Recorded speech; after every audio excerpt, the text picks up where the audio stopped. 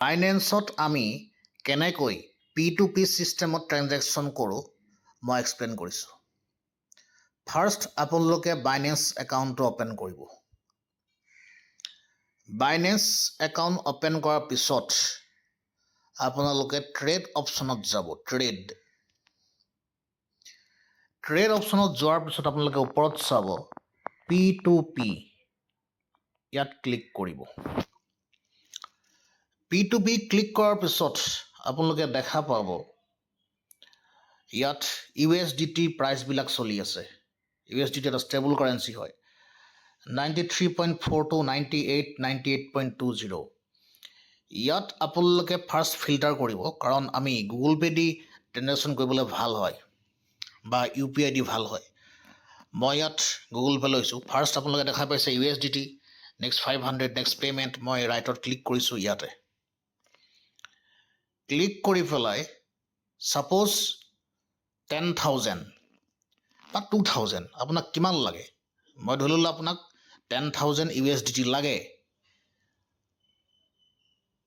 Means আপোনাক 10,000 ৰুপিজৰ এগেইনষ্টত USDT লাগে। মই 10,000 ৰুপিজ ইয়াত প্লেচ কৰিলোঁ, কনফাৰ্ম কৰি দিলোঁ। কনফাৰ্ম কৰি দিয়াৰ লগে লগে 10,000 ৰুপিজ মেক্সিমাম বা মিনিমাম 10,000ৰ পৰা মেক্সিমাম আনলিমিটেড আপোনাক কিমান ইয়াত চেলাৰ আছে গোটেই বস্তু দেখাই থাকিব। আৰু ইয়াত আপোনালোকে ক্লিক কৰিব। ক্লিক কৰি ইয়াত প্ৰাইজ এলাৰ্ট, নেক্সট আহিছে ফুল ৰিকমেণ্ডেশ্যন, আপোনালোকে চাব পাৰে। ইয়াত নেক্সট এগেইন ইয়াত ক্লিক কৰিব। ক্লিক কৰি ইয়াত গুগল পে' লিখা আছে। ইয়াত কাণ্ট্ৰি, ৰিজন অল লিখা আছে, এইটো অল থাকিব দিব। নেক্সট গুগল পে' ইয়াত ক্লিক কৰাই আছে, ক্লিক কৰিব। বেংক ট্ৰেন্সফাৰ আছে, ডিজিটেল ৰুপি আছে। যদি আপোনালোকৰ কাৰোবাৰ লগত ডিজিটেল ৰুপি থাকে, ই-ৰুপি থাকে, তেতিয়া আপোনালোকে ই-ৰুপি দিও কৰিব পাৰে। ই-ৰুপিত চাৰ্জটো অলপ কম হয়। বেংক ট্ৰেন্সফাৰ কৰিলে কি হয়, টাইমটো অলপ বেছি লাগে। গুগল পে' থাকিলে বস্তুটো বহুত সোনকালে হয়। গুগল পে'ত যাব, কনফাৰ্ম কৰি দিব। কনফাৰ্ম কৰাৰ পিছত আপোনালোকে দেখা পাব মোক এতিয়া 10,000 টকা লাগে, USDT লাগে। মই গুগল পে' কৰিছোঁ। ইয়াত প্ৰথম 2-3টা ৰেষ্ট্ৰিকশ্যন লিখা আছে। ৰেষ্ট্ৰিকশ্যন থাকিলে আপোনালোকে তাতে নাযাব। ইয়াত আৰু এটা মই বস্তু দেখুৱাই দিছোঁ। ইয়াত এই যিটো পে'মেণ্ট টাইম লিমিট আছে, সেইটো অল অপশ্যনত থাকিব। আপোনালোকে 15 মিনিট 30 মিনিট নকৰিব, অল থাকিবলৈ দিব। তাৰপিছত আপুনি কনফাৰ্ম কৰিব। আৰু যদি আপোনালোকে বঢ়াব বিচাৰিছে পে'মেণ্ট টাইম লিমিটটো, তেতিয়া 60 মিনিট লৈ ল'ব। 15 মিনিট 30 মিনিট কেতিয়াও নকৰিব, 60 মিনিট লৈ ল'ব। কনফাৰ্ম। মই ইয়াত অল অপশ্যনতে ৰাখোঁ। তলত যাব, ইয়াত আপোনালোকে দেখা পাইছে USDT এইজন চেলাৰ আছে 97ৰ পৰা 97ত ই চেল কৰিব। আৰু লিমিট আছে 10,000ৰ পৰা আপুনি 15,000 INR ৰুপিজ তাৰ লগত এভেইলেবল আছে। বা তলত আপোনাৰ 10,000ৰ পৰা 24,000 এভেইলেবল আছে।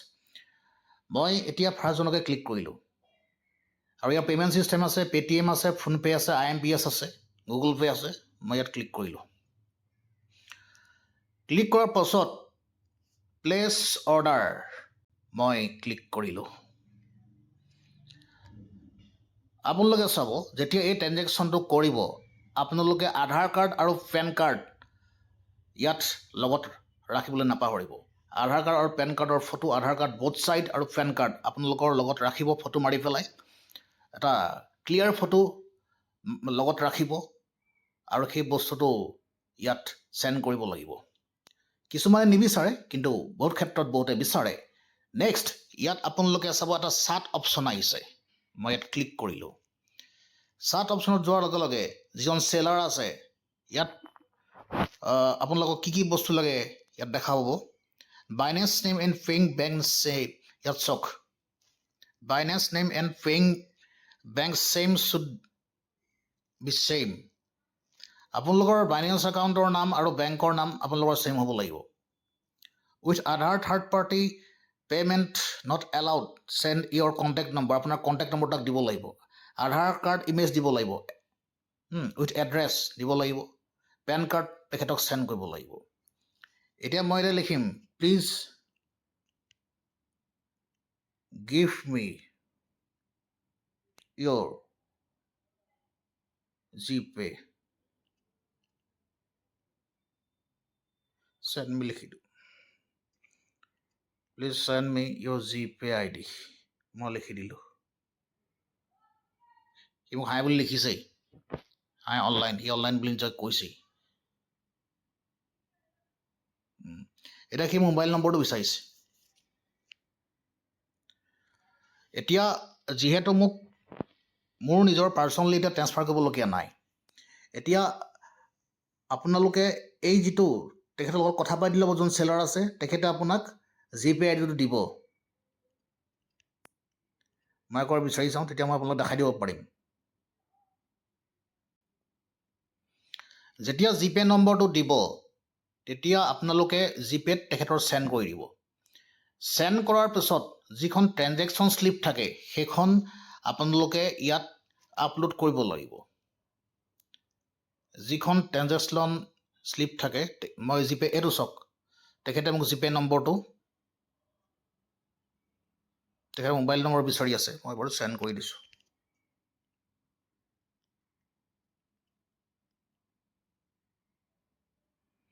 তেখেতে মোক, যিহেতু মই ট্ৰেনজেকশ্যনটো অলপ পিছত কেঞ্চেল কৰিম, কাৰণ মোক এতিয়া বাইনেন্সত পে'মেণ্ট ল'বলগীয়া নাই।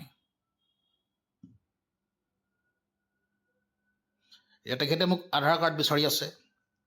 আধাৰ কাৰ্ড দি দিয়াৰ লগে লগে মোক তেখেতে এইটো পঠিয়াই দিব।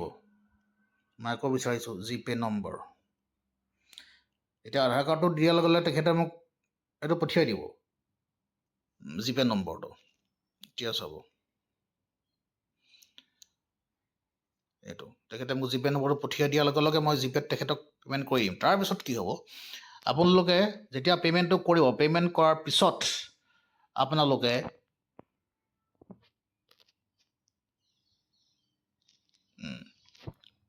আপলোড পে'মেণ্ট প্ৰুফ ইয়াতে ক্লিক কৰিব। ক্লিক কৰাৰ পিছত আপোনালোকে যিটো পে'মেণ্ট কৰিছিলে, পে'মেণ্ট যিটো আপোনাৰ শ্লিপ আছে সেইটো আপুনি ছেভ কৰি ল'ব, বা ফটো মাৰি ল'ব পাৰে, আপুনি স্ক্ৰীনশ্বট মাৰি ল'ব পাৰে। তাৰপিছত আপুনি ইয়াত গৈ পেলাই বস্তুটো চিলেক্ট ইমেজত গৈ বস্তুটো আপোনালোকে ইয়াতে চেণ্ড কৰি দিব, চিলেক্ট ইমেজত গৈ পেলাই। নেক্সট তলত ক্লিক কৰিব, ট্ৰেন্সফাৰ টু নটিফাই চেলাৰ, ইয়াত ক্লিক কৰি দিব। ইয়াত ক্লিক কৰাৰ লগে লগে আপোনাৰ অট'মেটিকেলি যিটো ক্ৰিপ্টো আছে, ক্ৰিপ্টোটো আপোনালোকৰ বাইনেন্সত জেনেৰেট হ'ব, আহি যাব, ট্ৰেন্সফাৰ হৈ যাব। আৰু বাইনেন্সত ট্ৰেন্সফাৰ হোৱাৰ লগে লগে আপোনালোকৰ ইয়াত, মই এতিয়া ট্ৰেনজেকশ্যনটো কেঞ্চেল কৰি দিওঁ, বা যদি আপোনালোকে ট্ৰেনজেকশ্যন কেঞ্চেল কৰিব বিচাৰিছে তেতিয়া ওপৰত দেখিছে কেঞ্চেল অৰ্ডাৰ, কেঞ্চেল কৰি দিব। ক্লিক কৰিব কেঞ্চেল অৰ্ডাৰ। এবাৰ লিখিছোঁ I do not want to trade any more, boss cancel কৰি দিব। ফাইন বেটাৰ, মোক এতিয়া বেটাৰ অপশ্যন লাগে, মিনছ তাতকৈ কমত কোনে বিক্ৰী কৰি আছে। ইয়াত চাওক, অথনি মই 97K কিনিছিলোঁ, এতিয়া 94.95ত মই আহি আছোঁ। গতিকে মই যিহেতু বেটাৰ অপশ্যন বিচাৰি পাই গৈছোঁ, তাক মই সেইকাৰণে অলৰেডি কেঞ্চেল কৰিছোঁ। গতিকে এনেকৈয়ে বাইনেন্সত ট্ৰেন্সফাৰ হয়, আৰু এই গোটেই বস্তুটো আপোনালোকৰ ফাণ্ডিং ৱালেটত থাকিব। মই অলৰেডি অৰ্ডাৰ কেঞ্চেল কৰিছোঁ। তাৰপিছত আপোনালোকৰ যিসকলক লাগে ধৰক, তেওঁলোকে ইয়াত কৰি দিয়াৰ পিছতে অট'মেটিকেলি ট্ৰেন্সফাৰ হৈ যাব বাইনেন্সত পইচাটো। আৰু যিটো পইচাটো ট্ৰেন্সফাৰ হয় তাৰপিছত আপোনালোকে, এতিয়া চাৰ্ট অপশ্যনত কিবা আহিছে নেকি, তাৰপিছত আপোনালোকে ডাইৰেক্ট বাইনেন্সত পে'মেণ্টটো আহি গ'ল। আৰু আপোনালোকৰ আহি যোৱাৰ পিছত আপোনালোকে পে'মেণ্টটো ক'ত পঠিয়াই, আপোনালোকে কেনেকৈ ট্ৰেডিং কৰে, সকলো কাম আপোনালোকে নিজে কৰিব পাৰিব। আৰু এইটোৱে হৈছিলে বাইনেন্সৰ প্ৰচিডিঅ'ৰ। এইটো এটা চিম্পল মেথড হয়, এইটো ক্ৰিটিকেল মেথড নহয়। এতিয়া বহুতে বহুত টান পায়, কিন্তু এটা চিম্পল মেথড হয় গোটেই বস্তুটো আৰু ইয়াত ফিউচাৰ্ছ আছে এছেটছ আছে তো এছেটছত আপোনালোকৰ এনেকৈ পে'মেণ্টটো থাকিব আৰু তেতিয়া আপোনালোকে এড ফাণ্ড কাক চেণ্ড কৰিব পাৰে এতিয়া ট্ৰেন্সফাৰ কৰিব পাৰে এই ব্লক চেইনত যাব গোটেই বস্তুটো আপোনাৰ তাৰ চেইনত গোটেই বস্তুটো যাব বা চেইন এড্ৰেছত গোটেই বস্তুটো আপোনালোকে অট'মেটিকেলি গুচি যায় গতিকে এইটোৱে হৈছে বাইনেন্সৰ ট্ৰেনজেকশ্যন মেথড গতিকে আহক আমি সকলোৱে বাইনেন্সত কাম কৰোঁ আৰু কিবা নাজানিলে আপোনালোকে মোক সুধিব পাৰে থেংক ইউ